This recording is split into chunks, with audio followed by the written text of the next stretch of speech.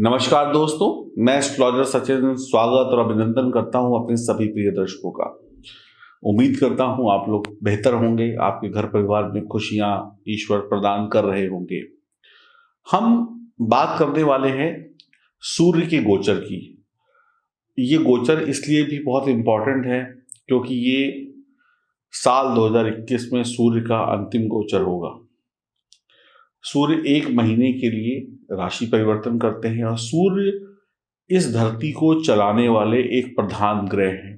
सूर्य की रोशनी के बगैर सारा जग अंधकार में है। सूर्य प्रकाश देते हैं, सूर्य आत्मा है, सूर्य ग्रहों के राजा हैं। सूर्य की एक किरण जब पड़ती है तो बड़े से बड़ा अंधकार मिट जाता है, जीवन में उजाला हो जाता है।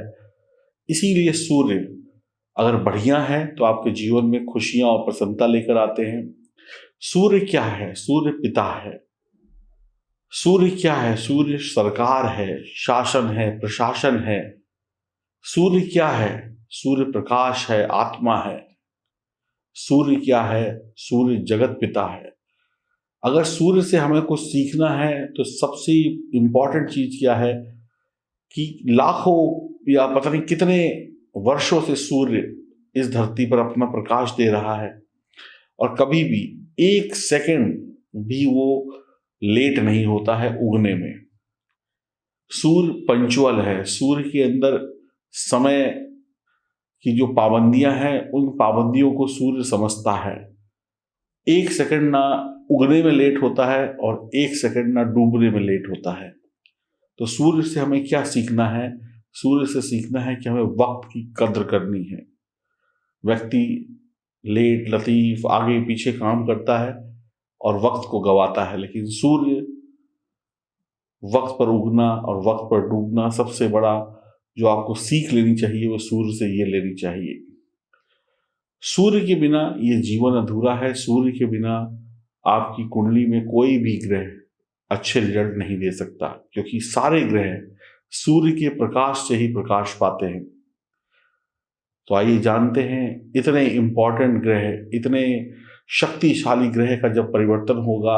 16 दिसंबर को सूर्य धनु राशि में जाएंगे। और धनु राशि क्या है? धनु राशि देवगुरु बृहस्पति की राशि है। तो सूर्य और देवगुरु बृहस्पति की कहीं ना कहीं आपस में बड़ी अच्छी मित्रता है। दोनों का आपसी संबंध, प्यार, रिस्पेक्ट बहुत अच्छी है। तो एक मित्र के घर में जब सूर्य जाएंगे तो कहीं ना कहीं बेहतर परिणाम अवश्य देंगे। तो आप उम्मीद कर सकते हैं कि 16 दिसंबर के बाद से अगले एक महीने तक सूर्य अपने मित्र के घर में होंगे और आपकी राशि पर क्या प्रभाव देंगे हम जानेंगे, क्योंकि साल की शुरुआत भी सूर्य के आशीर्वाद से होगी। तो किन राशियों पर सूर्य का आशीर्वाद पूर्ण रूप से बरसेगा, किन राशियों पर सूर्य नाराज रहेंगे, हम बात करेंगे इस वीडियो में। आइए शुभारंभ करते हैं इस वीडियो का। आने वाले नव वर्ष 2022 की आपको ढेरों शुभकामनाएं। शुरुआत करेंगे आपकी राशि से। यह जानकारी चंद्र राशि और नाम राशि पर आधारित होगी। तो चलिए विस्तार से समझते हैं और एक दो उपाय भी बताऊंगा जिससे आप सूर्य को मजबूत कर पाएंगे। हम बात करेंगे मिथुन राशि की। 7वें घर को बुध और शुक्र का घर माना जाता है और ये एक ऐसा घर है जो कहते हैं ना बहुत एक घर की नींव है। ये एक इंसान के लिए बड़ा महत्वपूर्ण घर है ये। और सूर्य इस घर में बहुत ज़्यादा कंफर्टेबल नहीं होते हैं। सूर्य इस घर में बहुत अच्छे रिजल्ट नहीं देते हैं, यानी कि वो अनकंफर्टेबल होते हैं। जैसे अब आप अपने घर में आराम से सोते हैं, आपको पता है आपका बिस्तरा कैसा है, गद्दा कैसा है, बेड कैसा है, और इसके अलावा आप किसी और के घर चले जाएं, वहाँ पे आपके मन मुताबिक आपको सोने के लिए बेड ना मिले, गद्दा ना मिले, रजाई ना मिले, कंबल ना मिले, तो आप बिस्तर पर लेटे तो रहेंगे लेकिन ठीक से नींद नहीं आएगी। पूरी रात लेटे रहेंगे लेकिन सुबह जब उठेंगे तो कहेंगे सोया, कभी नहीं सोया, लेकिन वो मज़ा नहीं आया जो मुझे मेरे घर में आता था। तो आप ऐसा ही समझ ले, सूर्य भी सप्तम भाव में आकर बहुत ज़्यादा कंफर्टेबल नहीं रहेंगे। या आप ऐसा कह दें कि यहाँ पर सूर्य की जो ताकत है कहीं ना कहीं कम हो जाएगी। तो अगर आपकी जन्म कुंडली में सूर्य यहाँ पर खराब है तो आपको बहुत सावधान रहने की आवश्यकता होगी। यहाँ पर आपके वैवाहिक जीवन में तनाव हो सकता है। अगर आप शादीशुदा हैं, शादी के लिए प्रयासरत हैं, लड़का या लड़की देख रहे हैं, तो भी तकलीफें हो सकती हैं। और अगर आपका कोई कानूनी मामला चल रहा है, शादी ब्याह को लेकर, तलाक वगैरह का, या कोई लड़ाई झगड़ा केस चल रहा है, तो वहां पर बेहद सावधान रहें। इस समय में पति पत्नी की लड़ाई, ब्रेकअप या रिश्तों में तल्खियां पैदा हो सकती हैं, या फिर जो लोग प्रेमी प्रेमिका हैं आपस में लड़ाई झगड़ा कर सकते हैं।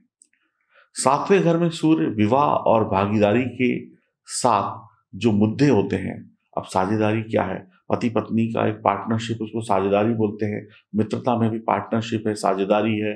प्रेम में भी साझेदारी है, व्यापार में भी साझेदारी है। तो ये जहां जहां पे पार्टनरशिप या साझेदारी या दो लोगों के बीच में जो सहयोग होता है, भाई आप किसी का सहयोग करते हैं तभी कोई आपको सहयोग करता है, तो यहाँ पर लाइन खींच सकती है, तकरार पैदा हो सकती है। तो इस समय में आप जो है, हम बात यहाँ पर मिथुन राशि की कर रहे हैं, तो मिथुन राशि के जो भी जातक या जातिका हैं वो इस समय में जानते हैं, अच्छी तरीके से समझते हैं कि हमें दूसरे के साथ कैसा व्यवहार करना चाहिए। अगर मैं इसके साथ गलत बोलूंगा या गलत बोलूंगी तो ये भी मुझे जवाब देगा, उसे सब कुछ पता होता है। तो अगर इस बात को वो हमेशा ध्यान में रखे तो फिर कोई दिक्कत नहीं होती। यहाँ पर कभी आपको नर्म होना पड़ेगा, कभी आपको गर्म होना पड़ेगा। अब जैसी स्थिति है, जहां पर आपको गुस्से से बात करनी है वहां पर गुस्से से बात करिए। ऐसा नहीं है कि सभी के साथ गुस्से से बात करिए। जहां प्यार से बात करनी वहां प्यार से बात करिए। तो जातक को नरमी और गर्मी बनाकर रखनी होगी अपने व्यवहार में, तभी आप रिश्तों को चला पाएंगे, तभी आप व्यापार को चला पाएंगे, तभी आप नौकरी को चला पाएंगे। तो अगर आप नौकरी करते हैं तो आपको ये जानना होगा कब प्यार से बात करनी है, कब गुस्से से बात करनी है। गुस्से का मतलब है रौब दिखाना है ताकि सामने वाला काम करे, और जिससे गुस्से से बात करनी है उससे प्यार से बात करें, और जिससे प्यार से करनी है उससे गुस्से से बात करें, तो मामला सही नहीं चलेगा। तो यहाँ पर आपको रिश्तों में या काम में नरमी और गर्मी का बैलेंस बिठाना पड़ेगा, तभी मिथुन राशि वालों को अगला एक महीना सुकून से सूर्य बिताने देंगे। अगर आप सेल्स की काम करते हैं, सेल्स का काम हो, मार्केटिंग का काम हो, या ऑफिस में आप किसी ऐसे पद पर हो जहां पे आपका पब्लिक रिलेशन बहुत होता है, तो आप कामयाब रहेंगे। पब्लिक रिलेशन वाले सेक्टर्स में आपको सफलता मिलेगी। शर्त है सूर्य मजबूत होना चाहिए, और कब गर्म कब नर्म होना है इसका ज्ञान होना चाहिए। मिथुन राशि के जातक जातिकाओं के लिए यहाँ पर जल्दबाजी में काम करना, जल्दबाजी में संबंध बनाना, जल्दबाजी में चीजों को करना नुकसान देकर जाएगा। ठहरिए, सोचिए, समझिए और रिश्तों में आगे बढ़िए, या किसी भी चीज में आगे बढ़िए। सूर्य आपको आपके मित्रों के बीच में, आपके चाहने वालों के बीच में, आपके परिवार वालों के बीच में लोकप्रिय बना देगा। आपको तारीफ मिलेगी। इस समय में सूर्य तीसरे भाव का स्वामी है आपका, देखिए आपकी गोचर कुंडली में, और सप्तम भाव में गोचर कर रहा है। ये गोचर कुंडली आपके समक्ष है। तो इस गोचर काल में आपके अंदर ऊर्जा होगी, एनर्जी होगी। सूर्य एनर्जी का कारक है, ऊर्जा का कारक है। तो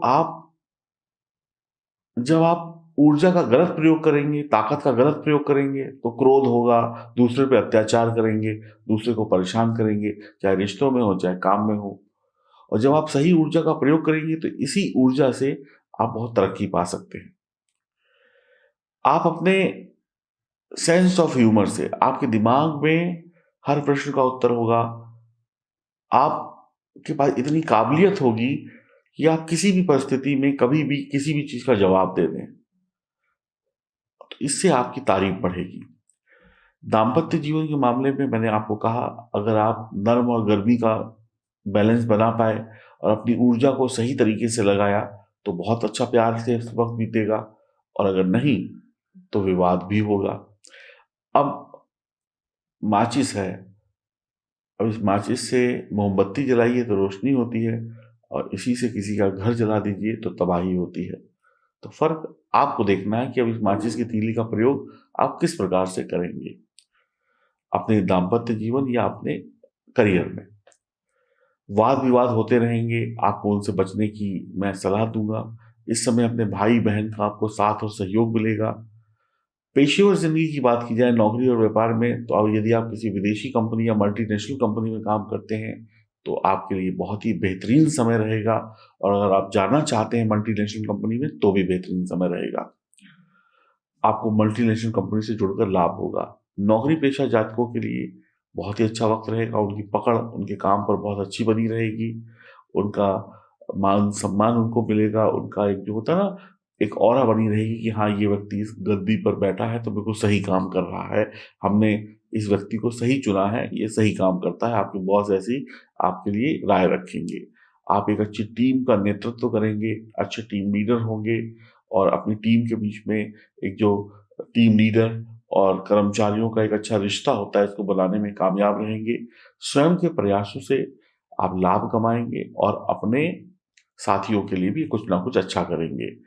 और जो लोग उच्च शिक्षा के लिए विदेश जाना चाहते हैं या अपने ही देश में अच्छे स्कूल कॉलेज में उच्च शिक्षा प्राप्त करना चाहते हैं, उसकी योजनाएं बना रहे हैं, प्लानिंग्स बना रहे हैं, तो वहां पर सफलता मिल जाएगी। इस दौरान आपको क्रोध, घमंड, अहंकार से बचना है और अपनी ऊर्जा का गलत प्रयोग नहीं करना है, ताकत का गलत प्रयोग नहीं करना है, नहीं तो परेशानियां बहुत आएंगी। यह समय आपके लिए बहुत अच्छा हो सकता है। आपको घमंड से बचना है, अहंकार से बचना है, तभी अच्छा होगा। और कई बार आप सफलता बहुत पालेंगे और इस सफलता के गुणगान गाएंगे। देखो, मैं सफल हो गया, आंटी जी आपका बेटा सफल नहीं हुआ। देखो अंकल, मैंने यहाँ पे पढ़ाई करी, मैंने ये किया तो मैंने वो सफलता पाली। देखो, मैंने आपके बेटे को समझा रहा था, इसने कुछ नहीं किया। तो इस तरीके का क्रोध, घमंड का, अहंकार या ज्यादा बोलने की आदत आपके अंदर आ सकती है। या आप दूसरे को नीचा गिराने के लिए ऐसे शब्दों का प्रयोग कर सकते हैं जहां पर आप प्यार से बोलें, लेकिन कहते हैं ना, प्यार से आपने किसी की इज्जत उतार दी, ऐसा भी आप कर सकते हैं और इससे आपके रिश्ते बिगड़ेंगे। तो ऐसा नहीं करना है। तो आप रिश्तों के मामले में सतर्क रहिएगा। आपके शरीर में दर्द हो सकता है, कमर दर्द, पीठ का दर्द हो सकता है, थोड़ी शारीरिक कष्ट हो सकते हैं, स्वास्थ्य थोड़ा सा ढीला रह सकता है। तो इन समस्याओं से बचने की कोशिश करेंगे तो फिर आपके लिए ये वक्त बढ़िया रहेगा।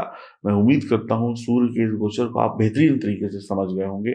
आपको कैसा व्यवहार रखना है, कब रखना है, किसके साथ कैसा, कब दिक्कत आएगी, कब नहीं आएगी।